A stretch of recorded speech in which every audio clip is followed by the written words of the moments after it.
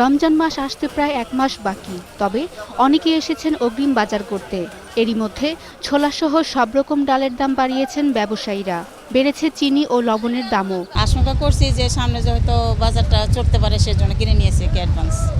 ছোলার দাম তো এমনিতেই আগে বেচতাম 70 টাকা কেজি, এখন 80 টাকা কেজি বিক্রি করতেছি। কেজিতে 8 টাকা 10 টাকার মতো বাড়ছে। আমরা যেখান থেকে হোলসেল করি ওনারা বলছে যে আরও বাড়বে। আটা তেলের দাম স্থিতিশীল থাকলেও দাম বেড়ে দেশি পেঁয়াজ 30 টাকা আর ভারতীয় পেঁয়াজ বিক্রি হচ্ছে 25 টাকায়। চীনা রসুনের কেজি 240 টাকা। পেঁয়াজ 130 টাকা পাল্লা, কম হলে ভালো হতো। রোজার সময় হয়তো আরো বাড়বে, পেঁয়াজ হয়তো 40 টাকা কেজি হতে পারে। রমজান আর বৃষ্টির অজুহাতে বেড়েছে সবজির দাম।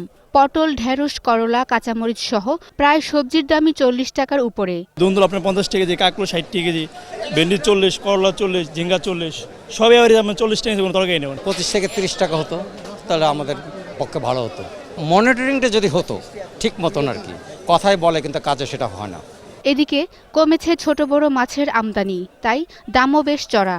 একটু বেশি মনে হচ্ছে, অন্য দিনের তুলনায় একটু বেশি। গত সপ্তাহ থেকে মাছ কম তো এর জন্য বাড়তি। এছাড়া খাসির মাংস 750 টাকা আর গরুর মাংস বিক্রি হচ্ছে 480 থেকে 500 টাকায়। ছাগলের গরু 600 650 টাকা কেজি। জি, আগের থেকে দাম কমছে। তবে রমজানে নিত্যপণ্যের দাম আরও বাড়ার আশঙ্কা করছেন বিক্রেতারা। শাকেরা আরজু, 21 টেলিভিশন, ঢাকা।